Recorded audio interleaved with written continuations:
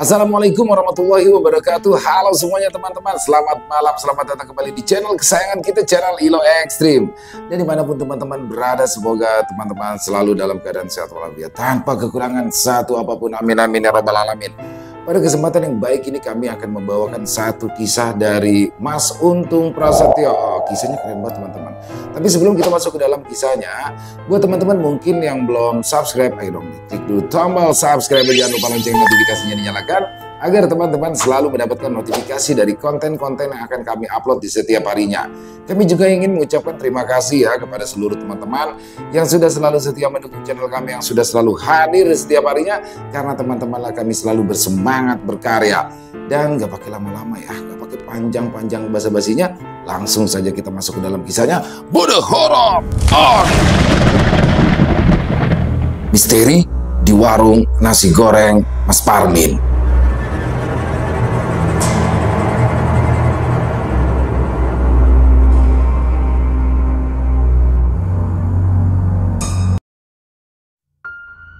Mas Parmin duduk termenung di depan warung yang sepi. Sudah hampir sebulan ini dia dan istrinya, Mbak Suci, mencoba berbagai cara untuk menarik pelanggan, tetapi warung nasi goreng mereka masih saja sepi. Udara sore di kawasan padat penduduk kota Tangerang terasa lembab, dengan aroma jalanan yang penuh aktivitas, namun seolah tidak ada yang memperhatikan warung mereka. Meskipun sudah memberikan diskon dan memasang spanduk menarik di depan ruko, orang-orang hanya lewat begitu saja dan nyaris tanpa melirik ke arah warung mereka. Di dalam warungnya, Mbak Suci terlihat sibuk membersihkan peralatan masak. Walau hatinya dipenuhi dengan kecemasan yang sama, mereka berdua sadar waktu terus berjalan dan biaya operasional semakin menekan. Bahan-bahan yang sudah dibeli di pasar setiap hari mulai terbuang sia-sia dan basi sebelum sempat mereka jual. Pikiran Mbak Suci melayang, memikirkan bagaimana mereka bisa terus bertahan jika kondisinya tetap seperti ini. Namun, ia tahu bahwa keluh kesah tidak akan mengubah keadaan. Mas Parmin mulai mempertimbangkan hal-hal baru. Dia teringat akan cerita dari pedagang-pedagang lain tentang betapa pentingnya promosi di media sosial. Meskipun dia dan Mbak Suci tidak terlalu paham teknologi, mungkin inilah saatnya mereka harus mencoba.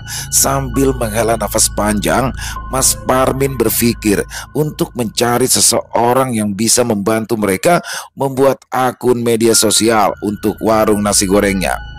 Jika strategi konvensional tidak membuahkan hasil, mungkin ini adalah jalan keluar yang mereka butuhkan.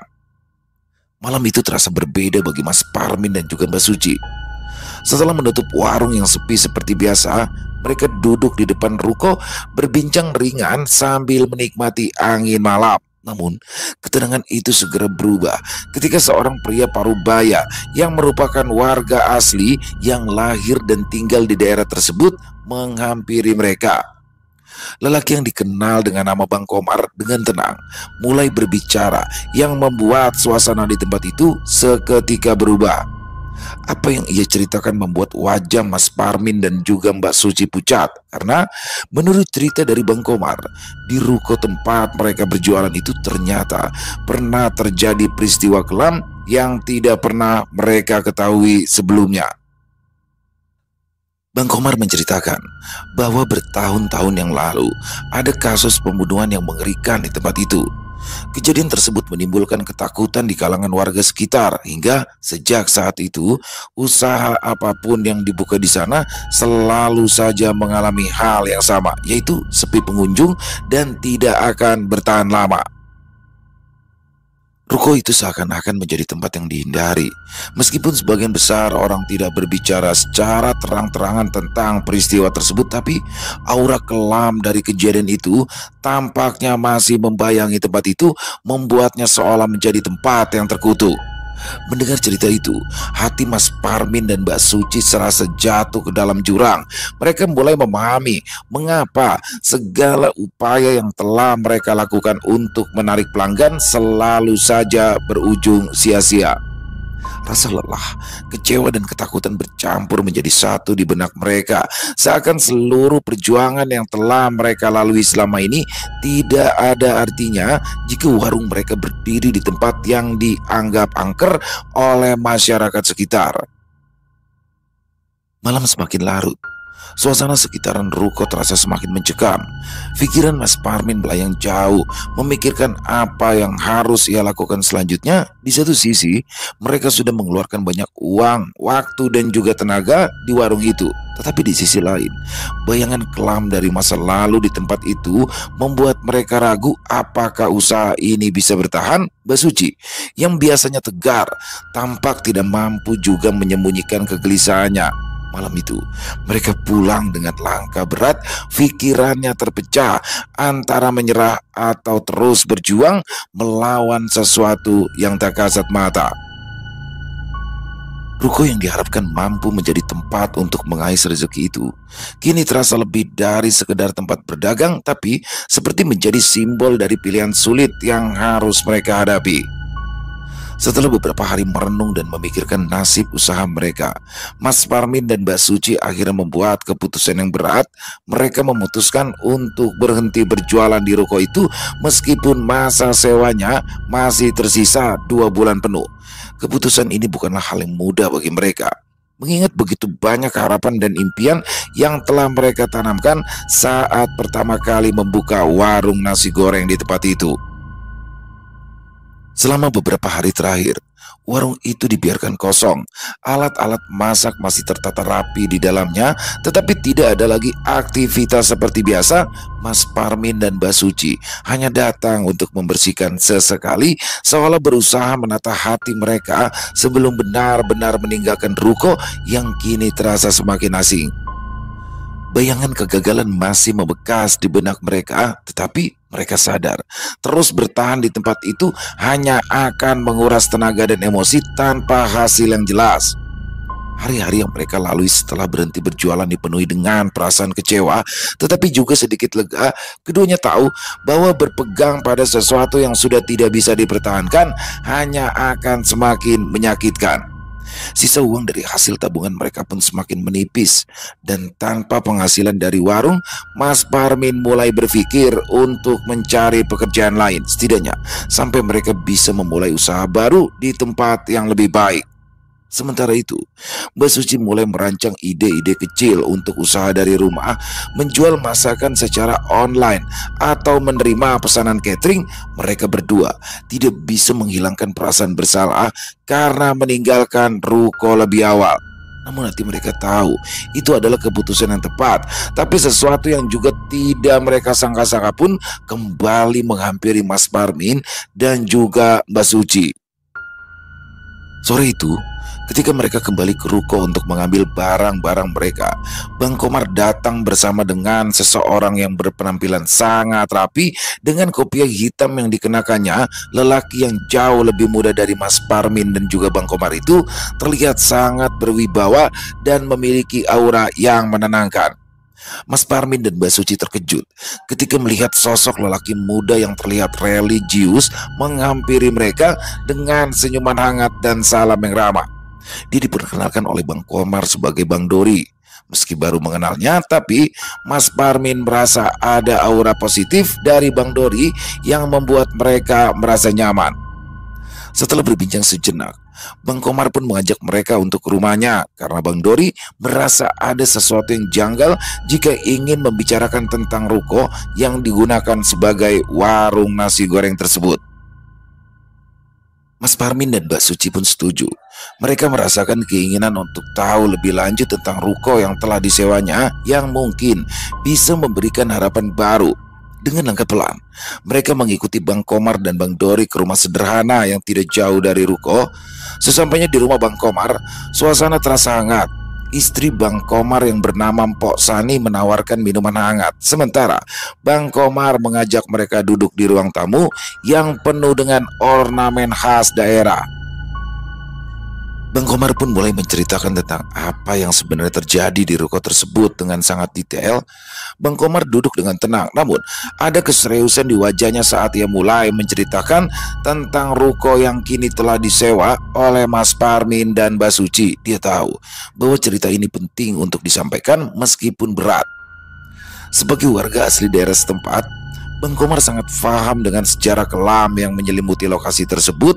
Sebelum ruko itu berdiri, dahulu di tempat yang sama terdapat sebuah bangunan semi permanen yang digunakan sebagai bengkel sepeda motor. Bengkel itu dikelola oleh seorang pria yang dikenal ramah di lingkungan sekitar. Meskipun bengkel kecil, usaha itu cukup ramai dan pemiliknya memiliki hubungan baik dengan orang-orang di sekitaran. Namun, apa yang terjadi kemudian menjadi sebuah tragedi yang tak terlupakan bagi warga. Suatu hari, pemilik bengkel tersebut terlibat dalam pertengkaran hebat dengan salah satu temannya. Pertengkaran yang awalnya hanya berupa adu mulut berubah menjadi aksi brutal. Temannya yang merasa dihianati dalam sebuah urusan pribadi dengan keji menghabisi nyawa si pemilik bengkel. Dalam keadaan panik, pelaku memotong-motong tubuh korban untuk menyembunyikan jejak. Sebagian besar potongan tubuhnya dikuburkan di lokasi bengkel itu, tepat di tanah tempat ruko itu berdiri. Penemuan tubuh korban terjadi beberapa hari kemudian saat warga curiga karena si pemilik bengkel yang menghilang secara tiba-tiba. Polisi yang datang untuk menyelidiki menemukan bagian-bagian tubuh korban yang terkubur di tempat itu. Tragedi itu meninggalkan bekas yang mendalam, tidak hanya pada keluarga korban, tetapi juga pada warga sekitar. Setelah kejadian tersebut, lokasi itu tak pernah lagi sama. Meskipun bangunan bengkel tersebut kemudian dihancurkan dan dirubah menjadi ruko, cerita tragis tentang pembunuhan tersebut terus hidup di benak warga. Banyak yang merasa bahwa tempat itu kini dihantui oleh kenangan mengerikan, sehingga enggan untuk berlama-lama di sana. Bahkan setelah bertahun-tahun, ruko itu tampaknya tak bisa lepas dari bayangan masa lalunya, dan setiap usaha yang dibuka di sana selalu saja menemui kesulitan. Mendengar cerita dari Bang Komar, Mas Parmin dan Mbak Suci terdiam. Rasa takut dan juga rasa ngeri mulai menyelimuti pikiran mereka. Kini mereka mulai memahami mengapa ruko itu selalu saja sepi. Meskipun dari luar terlihat seperti lokasi strategis, tapi ada sesuatu yang lebih dari sekedar tempat usaha yang kurang beruntung, melainkan sejarah kelam yang tak kasat mata namun tetap mempengaruhi nasib setiap orang yang mencoba peruntungan di sana. Cerita itu tentunya membuat hati mereka semakin mantap untuk meninggalkan tempat itu, bukan hanya karena sepi pengunjung, tetapi juga karena aura kelam yang masih terasa kuat di sekitaran ruko. Meski tak ada yang bisa memastikan apakah cerita itu benar-benar mempengaruhi nasib usaha mereka, tapi Mas Parmin dan Mbak Suci merasa bahwa keputusan untuk tidak melanjutkan usaha di tempat tersebut adalah pilihan yang paling bijak. Mereka pun memutuskan untuk mulai merencanakan langkah baru di tempat yang lebih bebas dari bayangan masa lalu. Mereka mendengar dengan seksama, meresapi setiap kata Bang Dori, kemudian menjelaskan bahwa meski ada stigma tentang ruko yang mereka tempati itu, tapi ada juga banyak orang yang percaya bahwa dengan keberanian dan usaha segalanya bisa berubah. Bang Dori bercerita tentang usaha-usaha kecil yang berhasil bangkit kembali, didorong oleh semangat dan terus berdoa. Sebelumnya jangan salah paham dulu nih Mas Parmin ya. Saya nyeritain apa yang sebenarnya terjadi bukan bermaksud supaya Mas Parmin pindah, tapi supaya Mas Parmin sama Mbak Suci tahu. Nah, kalau udah tahu kan kita bisa cari solusinya supaya Mas Parmin bisa terus usaha di ruko itu, ujar Bang Komar menjelaskan maksud dan tujuan yang sebenarnya. Tapi apa ruko itu masih bisa dibersihkan Bang? Maksud saya dibersihkan dari sesuatu yang menyebabkan warung saya sepi pembeli, tanya Mas Parmin dengan penuh keraguan. Insya Allah bisa. Semua akan ada syariatnya. Insya Allah kalau kita ikhtiar di jalan Allah, pasti Allah akan kasih petunjuk dan perlindungannya bagi kita, balas Bang Dori dengan penuh keyakinan. Ah bener itu Mas Parmin. Apalagi kan itu ruko sewanya masih panjang. Kan lumayan. Misalnya Mas Parmin terus jualan kan, ya siapa tahu aja bisa balikin modal. Terus biasa manjang jualan di situ. Imbu Bang Komar tanpa sedikit pun rasa ragu. Ya memang butuh waktu Mas buat membersihkan tempat itu. Tapi kalau kita yakin insya Allah paling lama seminggu udah bisa buat jualan lagi, ujar Bang Dori menjelaskan.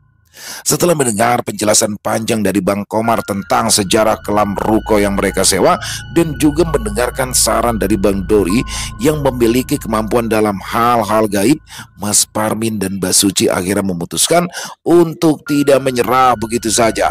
Mereka sepakat untuk berusaha membersihkan ruko tersebut dari gangguan makhluk tak kasat mata yang diduga masih menghuni tempat itu.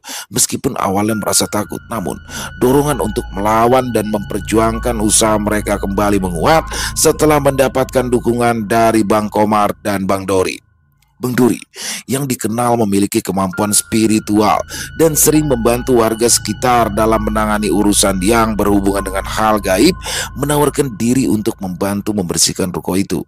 Mas Parmin merasa lega mendengar bahwa ada cara untuk membersihkan tempat tersebut.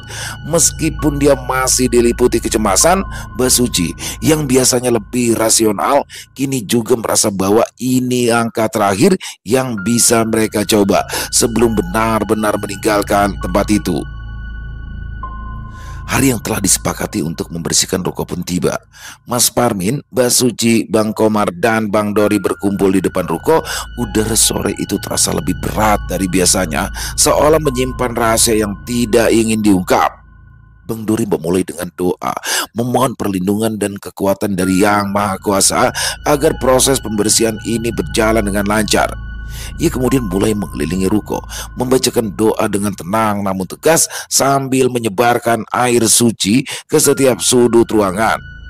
Bang Komar dan Mas Parmin mengikuti dari belakang, merasakan suasana yang kian berubah. Ada rasa dingin yang tiba-tiba merambat ke seluruh tubuh mereka dan beberapa kali mereka merasakan getaran aneh, seolah ada kehadiran yang tak terlihat sedang mengamati mereka. Proses pembersihan berlangsung cukup lama, dengan Bang Dori yang sesekali berhenti di beberapa titik yang menurutnya terasa lebih berat. Dia meyakini bahwa di tempat-tempat tertentu di ruko itu, aura negatif masih sangat kuat, kemungkinan besar terkait dengan peristiwa tragis yang pernah terjadi di sana. Perlahan-lahan, setelah beberapa kali mengelilingi bagian luar ruko, suasana pun mulai terasa berbeda. Suhu di dalam ruko yang sebelumnya terasa dingin dan berat perlahan kembali normal. Meskipun energi gelap yang menguasai ruko belum sepenuhnya hilang, tapi Mas Parmin dan Mbak Suci mulai merasakan perubahan yang signifikan di tempat mereka berjualan. Suasana yang sebelumnya terasa berat dan menyesakan kini mulai berangsur lebih ringan. Keheningan yang mencekam sudah tidak lagi terasa menindih seperti sebelumnya. Mereka merasa ada kelegaan yang perlahan-lahan berayap, meskipun bayangan-bayangan tentang masa lalu kelam ruko itu masih menggantung. Bang Dori yang sudah memulai proses pembersihan bagian luar toko menyadari bahwa pekerjaan ini belum selesai. Energi gelap di dalam ruko masih perlu dibersihkan lebih dalam lagi agar semua bagian di tempat itu benar-benar bebas dari gangguan. Dengan tenang, ia kembali mempersiapkan diri untuk melanjutkan proses pembersihan kali ini di bagian dalam ruko. Dengan langkah perlahan, Bang Dori masuk ke dalam ruangan utama. Suasana dalam ruko masih terasa berat. Meski tak sepekat sebelumnya, dia mulai mengamati setiap sudut, seolah merasakan di mana titik-titik energi negatif itu berkumpul. Dengan membawa sebotol air yang telah disiapkan sebelumnya, Bang Dori kembali membacakan doa-doa kali ini lebih mendalam, menyentuh setiap elemen yang ada di dalam ruangan. Proses pembersihan di dalam ruko jauh lebih intens. Bang Dori berhenti di beberapa tempat yang menurutnya menjadi pusat energi gelap. Salah satu titik yang paling kuat terasa berada di bagian dapur, di mana tempat peralatan memasak biasa digunakan berada. Dengan gerakan hati-hati, ia menyebarkan air doa di seluruh dapur untuk mengusir energi yang tersisa sambil mengucapkan doa-doa perlindungan yang lebih kuat. Setiap sudut ruko tak luput dari proses pembersihan. Dari ruangan depan hingga bagian belakang, Bang Dori memastikan bahwa tidak ada lagi tempat bagi energi negatif untuk bersembunyi. Sesekali, Mas Parmin dan Mbak Suci mengamati dengan cemas, namun penuh dengan harapan. Mereka melihat bagaimana Bang Dori bekerja dengan penuh keyakinan, dan itu memberi mereka kekuatan untuk percaya bahwa segala sesuatu akan membaik. Saat pembersihan mendekati akhir, suasana di dalam ruko semakin terasa ringan. Bang Dori merapalkan doa-doa penutup, memohon agar tempat itu diberi perlindungan dari segala gangguan yang tak kasat mata. Setelah semua selesai, dia berdiri, diam sejenak mengamati hasil pekerjaannya. "Gimana coy? Udah beres belum semuanya?" tanya Bang Komar kepada Bang Dori. "Belum, Cing. Masih ada yang harus kita bersihin bareng-bareng," balas Bang Dori menjelaskan. "Kalau bisa, ntar malam kita adain pengajian di sini. Ya cukup kita bertiga saja. Kalau memang sudah beres, baru Mas Parmin suruh ngadain selamatan untuk undang orang-orang di sekitaran sini," imbu Bang Dori menjelaskan. "Nah, gimana tuh Mas Parmin? Si itu siap kagak buat ngadain pengajian?" tanya Bang Komar dengan tegas. "Insya Allah siap kita Bang," balas Mas Parmin yang disambut anggukan kepala oleh Mbak Suci. Setelah mengantarkan Mbak Suci pulang ke rumah kontrakan mereka, Mas Parmin pun kembali ke ruko dengan langkah yang penuh tekad. Malam itu, dia bersama Bang Dori dan Bang Komar berencana untuk melanjutkan proses pembersihan dengan melakukan pengajian kecil-kecilan. Meskipun suasana ruko sudah terasa lebih tenang setelah pembersihan sebelumnya, namun Bang Dori merasa perlu memperkuat perlindungan tempat tersebut dengan doa-doa dan lantunan ayat-ayat suci. Saat Mas Parmin tiba di ruko, Bang Dori sudah menunggu di dalam dengan suasana yang khusyuk. Di salah satu sudut ruangan, sebuah sajadah telah terbentang dan Bang Dori pun langsung duduk di atasnya. Setelah Bang Komar dan Mas Parmin siap, udara malam terasa hangat dan keheningan yang menyelimuti ruko memberikan kesan damai, jauh berbeda dari aura kelam yang sempat menyelimuti sebelumnya. Mas Parmin dan Bang Komar duduk di samping Bang Dori, saling berhadapan-hadapan dengan penuh keyakinan. Bang Dori pun memulai pengajian dengan membaca surah-surah pendek dari Al-Quran. Suara lantunan doa terdengar pelan namun penuh kehikmatan, membalut seluruh ruangan dengan energi spiritual yang kuat. Bang Dori memimpin pengajian itu dengan tenang. Suaranya dalam dan penuh keyakinan, memohon agar tempat tersebut dibersihkan sepenuhnya dari sisa-sisa energi negatif yang mungkin masih tersisa. Selama pengajian berlangsung, Mas Parmin merasakan kehangatan dan ketenangan yang perlahan meresap ke dalam dirinya. Sebelumnya, dia dipenuhi kekhawatiran dan rasa takut. Namun kini, dengan setiap ayat yang dibacakan, hatinya menjadi semakin tenang. Bang Dori kemudian mengarahkan doa khusus untuk memohon perlindungan Allah atas ruko ini agar segala gangguan baik dari makhluk tak kasat mata maupun energi negatif lainnya dapat sepenuhnya lenyap dan tidak mengganggu usaha yang hendak mereka bangun kembali. Pengajian berlangsung hingga beberapa jam, dan setiap kata yang terucap terasa menyelimuti ruko dengan kedamaian yang sulit dijelaskan. Setelah doa-doa penutup dibacakan, Bang Dori menasehati Mas Parmin untuk senantiasa menjaga keimanan dan selalu mengingat Tuhan dalam setiap langkah, khususnya saat mereka kembali memulai usaha. Pembersihan spiritual ini bukan hanya soal mengusir energi negatif, tetapi juga tentang membangun kekuatan batin dan ketenangan hati dalam menghadapi segala rintangan. Setelah pengajian selesai, Bang Dori dengan kebijaksanaan dan ketenangannya meminta Mas Parmin dan Bang Komar untuk melanjutkan zikir, mengagungkan asma Allah. Ia yakin bahwa inti dari serangkaian proses pembersihan yang telah mereka lakukan akan terjadi saat hati dan pikiran mereka benar-benar terhubung dengan Tuhan. Karena menurut Bang Dori, zikir adalah pintu bagi kekuatan spiritual yang akan membersihkan sisa-sisa energi negatif yang mungkin masih ada di ruko tersebut. Tanpa sedikit keraguan, Mas Parmin dan Bang Komar mulai melafalkan zikir dengan khusyuk. Suara lirih mereka mengisi ruangan yang hening, seolah bergema di setiap sudut ruko. Lantunan zikir itu terus mengalir, membawa keduanya masuk ke dalam sebuah ruang spiritual yang semakin mendalam. Pada awalnya, mereka merasakan ketenangan yang luar biasa, tetapi seiring berjalannya waktu, sesuatu yang tidak biasa mulai terjadi. Tanpa disadari oleh Bang Komar dan Mas Parmin, rasa kantuk yang sangat berat tiba-tiba menyerang mereka berdua, namun bukan kantuk biasa. Rasa itu seolah menyeret mereka ke dalam suatu keadaan di mana kesadaran mereka perlahan-lahan memudar, tetapi bukan tidur. Awalnya tubuh mereka terasa dingin dan lama-kelamaan sangat ringan, seakan melayang-layang. Mas Parmin dan Bang Komar yang awalnya duduk dengan tenang, kini merasa seperti berada di antara dua dunia, yaitu antara kenyataan dan sesuatu yang lebih misterius. Tanpa disadari oleh Bang Komar dan juga Mas Parmin, tubuh mereka terasa seperti melayang, mata mereka tertutup. Namun dalam keadaan itu, mereka merasa seperti dipindahkan dari satu tempat ke tempat lainnya. Mereka tidak benar-benar melihat, tetapi seakan-akan merasakan perjalanan itu. Suasana di sekitaran berubah. Mereka merasakan angin sepoi-sepoi yang bukan berasal dari ruangan. Aroma yang berbeda dari ruko tempat mereka berada pun mulai tercium, seolah-olah mereka sedang diajak menelusuri dimensi yang tak kasat mata, melewati tempat-tempat yang tidak pernah mereka ketahui sebelumnya. Dalam perjalanan tersebut, mereka merasa seperti berada di ruang yang luas dan hampa, penuh dengan ketenangan, namun juga menyimpan sesuatu yang penuh misteri. Setiap zikir yang terucap terasa semakin kuat, semakin menyatu dengan diri mereka, hingga mereka menuju ke sebuah titik tertentu, seperti ada sesuatu yang menuntun mereka. Dalam keheningan yang mendalam itu, Mas Parmin dan Bang Komar merasakan seolah ada sebuah cahaya besar yang menyinari mereka. Cahaya itu tidak terlihat dengan mata fisik, tetapi dapat dirasakan dengan hati. Rasa hangat, lembut, dan penuh kedamaian mereka rasakan di tempat mereka berada kala itu. Setelah beberapa saat, sensasi melayang itu perlahan memudar. Mas Parmin dan Bang Komar mulai merasakan kaki mereka kembali menyentuh tanah.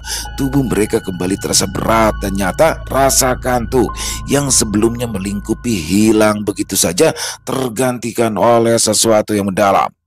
Dan ketika Bang Komar serta Mas Parmin membuka mata, mereka dikejutkan dengan pemandangan yang berbeda. Bang Komar dan Mas Parmin yang merasa masih berada di dalam ruko, kini berada di sebuah bangunan yang tampak asing. Dinding-dinding bangunan itu terbuat dari seng yang sudah mulai berkarat dan atapnya berantakan. Asbes yang usang, seolah bangunan ini telah lama ditinggalkan dan dibiarkan rusak oleh waktu.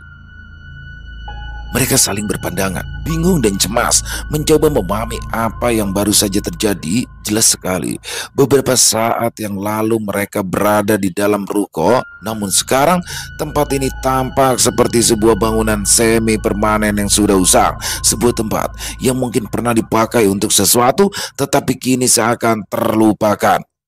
Suasana di sekelilingnya sunyi, hanya suara angin yang berembus lembut di antara celah-celah seng yang berderit menambah suasana misterius yang mereka rasakan. Bang Komar merasakan bulu kuduk yang meremang. Dia ingat jika bangunan itu adalah sebuah bengkel yang pernah berdiri sebelum ruko yang disewa oleh Mas Parmin dibangun. Pikiran itu membuat hatinya berdebar. Bangunan itu memiliki suasana yang berbeda, seolah menyimpan sisa-sisa tragedi masa lalu yang masih terasa membekas. Mas Parmin yang pada awalnya hanya terkejut, kini mulai merasa sedikit takut. Ia menatap ke sekeliling, memperhatikan detail tempat itu. Lantainya berdebu dan beberapa bagian dari dinding seng tampak bolong, seolah-olah tempat ini sudah lama tak terurus. Meskipun Bang Komar dan Mas Parmin tidak tahu bagaimana caranya mereka bisa sampai di sini, tapi ada perasaan kuat bahwa tempat ini memiliki hubungan dengan sejarah kelam yang pernah terjadi di lokasi ruko mereka. Sambil mencoba menenangkan diri, Mas Parmin dan Bang Komar mulai berjalan mengelilingi bangunan itu. Setiap langkah terasa berat, bukan karena fisik mereka lelah, tetapi karena suasana yang mencekam di tempat tersebut. Mereka tidak tahu apa yang akan mereka temukan, tetapi rasa penasaran mengalahkan ketakutan mereka. Beberapa peralatan tua yang sudah berkarat tergeletak di sudut ruangan, menambah kesan bahwa ini memang pernah menjadi bengkel atau tempat kerja, meskipun kini hanya tinggal sisa-sisa masa lalu. Sementara itu, Bang Dori yang masih berada di ruko tetap memimpin zikir, tidak tampak berada bersama mereka. Bang Komar dan Mas Parmin yang merasa bingung dan terjebak dalam situasi yang tidak mereka mengerti, terus melafalkan zikir di dalam hati, berharap agar pengalaman aneh ini segera terjawab. Tidak lama kemudian, dari salah satu sudut ruangan, Mas Parmin merasakan sebuah aura yang kuat, seperti ada sesuatu yang menarik perhatiannya, membuat ia melangkah mendekat tanpa bisa menahan diri. Di sana, di salah satu pojok bangunan seng itu, ada bekas tanah yang terlihat lebih gelap daripada sekelilingnya. Tanah itu seakan membawa kenangan yang berat, seperti ada sesuatu yang terkubur di sana, bukan hanya fisik, tetapi juga sesuatu yang terikat kuat pada tempat tersebut. Dalam diam, keduanya mulai memahami bahwa mereka mungkin sedang berada di tempat kejadian yang sebenarnya, seolah ditarik oleh kekuatan gaib ke masa lalu. Ini adalah tempat yang menjadi saksi dari peristiwa mengerikan yang telah lama menghantui ruko yang kini dijadikan warung nasi goreng oleh Mas Parmin. Energi gelap yang pernah mereka rasakan di ruko itu mungkin berasal dari tempat di mana jiwa yang tidak tenang masih bergentayangan. Dengan perasaan cemas yang semakin memuncak, Mas Parmin dan Bang Komar menyadari bahwa perjalanan spiritual yang mereka alami ini bukanlah sekedar kebetulan. Ada pesan yang harus mereka pahami dari tempat mereka berada itu. Mereka harus menghadapi sisa-sisa kegelapan yang masih melekat di lokasi itu untuk benar-benar membersihkan dan membebaskan ruko dari bayangan masa lalu yang suram. Bang Dori yang mengetahui apa yang sedang dialami oleh Bang Komar dan Mas Parmin itu tersenyum tenang. Dia tahu bahwa zikir yang dilakukan oleh Mas Parmin dan Bang Komar telah membawa mereka melewati batas kesadaran biasa ke dalam pengalaman spiritual yang mendalam, yang memperlihatkan sesuatu yang penting telah terjadi di ruko itu. Tidak lama kemudian, Mas Parmin dan Bang Komar merasakan sesuatu yang sangat mencekam terjadi di tempat mereka berada.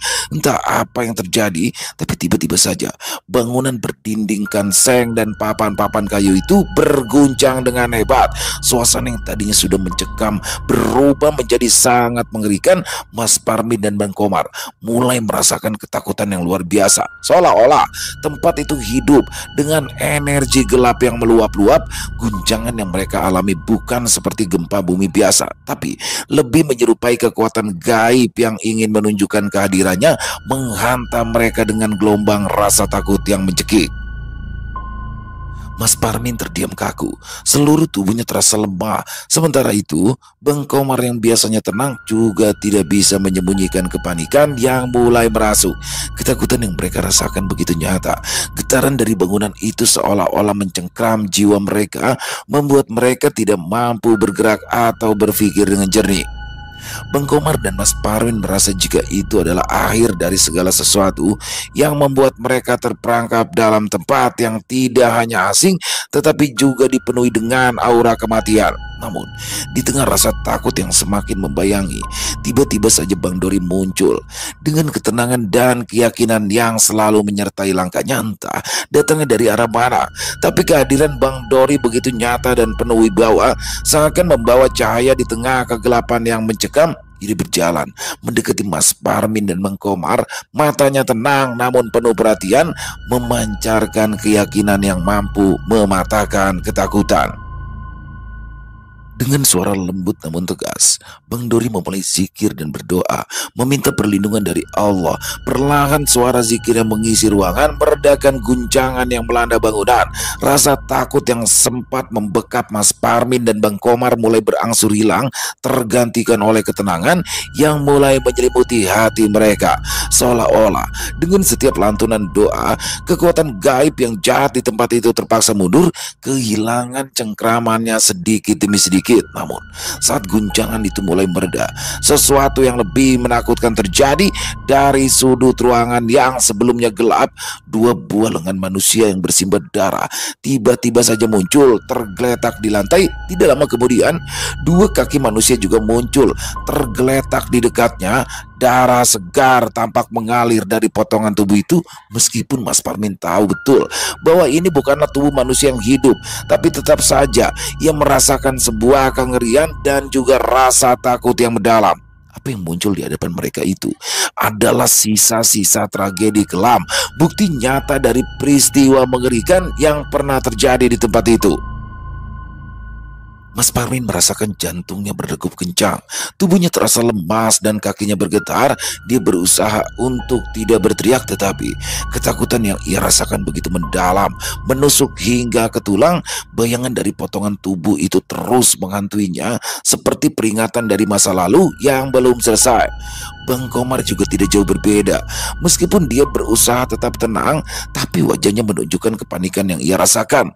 Mereka berdua sama-sama terjebak dalam kengerian yang nyata, menyaksikan sisa-sisa pembunuhan yang telah lama bersembunyi di tempat itu.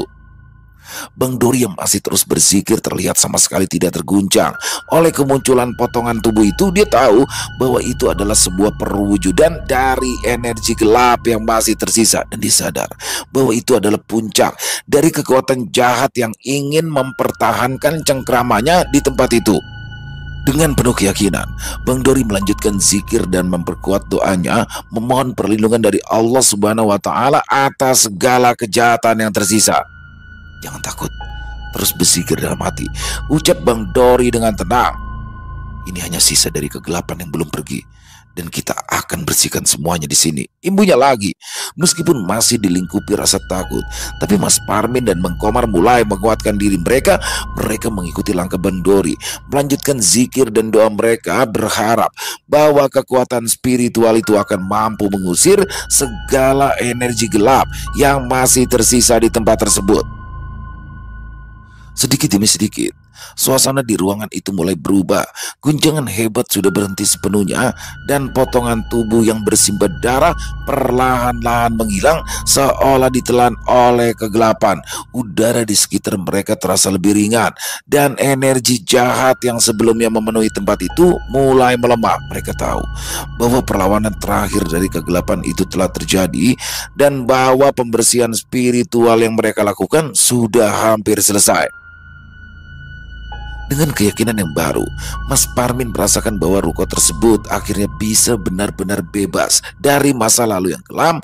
Bersama dengan Bang Komar dan dibimbing oleh Bang Dori, mereka telah menghadapi ketakutan terbesar mereka dan berhasil menaklukkannya. Setelah potongan-potongan tubuh itu menghilang, suasana di bangunan itu kembali tenang. Meskipun perasaan genting dan misterius masih terasa samar-samar di udara, Mas Parmin dan Bang Komar yang masih terkejut dengan apa yang mereka saksikan merasa lega meski ketakutan belum sepenuhnya hilang. Namun mereka percaya pada Bang Dori yang terus memimpin mereka dengan penuh keyakinan. Bang Dori dengan ketenangan yang masih terpancar dari dirinya meminta Mas Parmin dan Bang Komar untuk memejamkan mata mereka. Suaranya tenang, tapi ada kekuatan dalam setiap ucapannya. Tidak lupa, dia juga memperingatkan mereka untuk tidak membuka mata sebelum dia memintanya, karena yang terjadi barusan bukan sekedar perjalanan biasa, namun sukma mereka telah masuk ke dalam alam gaib, terseret ke masa lalu yang penuh dengan tragedi dan misteri. Kini Bang Dori bertugas untuk membawa mereka kembali, menarik sukma mereka dari tempat yang tak kasat mata itu ke dunia nyata. Tanpa banyak bertanya, Mas Parmin dan Bang Komar memejamkan mata. Mereka merasakan tubuh mereka perlahan-lahan menjadi lebih ringan, seolah semua beban di dunia ini dilepaskan. Keheningan menyelimuti tempat itu. Tidak ada lagi suara derit seng atau bau anyir darah yang menyengat. Yang ada hanya ketenangan dan keheningan yang dalam. Saat mereka menutup mata, Bang Dori mulai melafalkan doa-doa khusus, membimbing perjalanan spiritual mereka kembali. Zikir dan lantunan ayat-ayat suci yang ia bacakan terdengar lembut di telinga Mas Parmin dan Bang Komar, membawa mereka semakin jauh dari kegelapan yang barusan mereka alami. Perlahan mereka merasa seperti ditarik kembali, seolah-olah berada dalam perjalanan yang tak kasat mata menuju tempat asal mereka, yaitu ke dunia nyata. Mas Parmin merasakan tubuhnya seperti melayang kembali, kali ini dengan lebih lembut. Tidak ada lagi perasaan melayang yang mengerikan seperti sebelumnya. Tidak ada lagi sensasi aneh yang membuatnya takut. Hanya ada rasa damai yang menyelimuti dirinya. Dia tidak tahu berapa lama dia berada dalam keadaan itu. Tetapi yang dia rasakan adalah ketenangan yang semakin lama semakin kuat. Sementara itu, meski merasa bingung, tapi Bang Komar mengikuti instruksi Bang Dori sepenuhnya. Ia tetap memejamkan mata dan tidak bergerak sedikit pun. Bang Dori yang masih dalam keadaan tenang terus melafalkan doa-doa, memastikan bahwa perjalanan spiritual mereka kembali ke tubuh masing-masing berlangsung dengan aman. Dia tahu betul bahwa saat-saat ini sangat krusial karena sukma yang terperangkap di alam gaib bisa tersesat jika tidak dipandu dengan benar. Namun dengan pengalaman yang luas dalam hal-hal gaib, Bang Dori yakin bahwa mereka akan kembali dengan selamat. Setelah beberapa saat, suara lembut Bang Dori terdengar memerintahkan mereka untuk membuka mata. Mas Parmin dan Bang Komar yang sempat terperangkap dalam perjalanan gaib akhirnya membuka mata mereka dengan hati-hati. Begitu mereka membuka mata, mereka mendapati diri mereka kembali berada di dalam ruko tempat mereka memulai zikir tadi.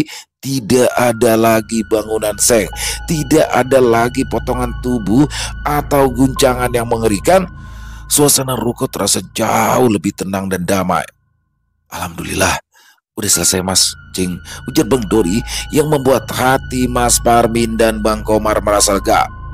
Meskipun masih terasa lelah, tapi Mas Parmin merasakan kedamaian yang mendalam. Bang Komar yang juga masih terdiam menghela nafas panjang, menyadari bahwa pengalaman yang baru saja mereka alami bukanlah sekedar mimpi buruk, tetapi perjalanan spiritual yang nyata. Keduanya berterima kasih kepada Bang Dori atas bantuan dan juga bimbingannya, karena tanpa dia mereka mungkin tidak akan pernah memahami apa yang sebenarnya terjadi di tempat ini. Dengan rasa syukur dan hati yang lebih tenang, Mas Parmin pun kini semakin bersemangat untuk melanjutkan usaha berjualan nasi goreng di ruko tersebut. Selesai. Wah, luar biasa kisahnya Mas Untung Prasetyo dan Mas Parmin ya.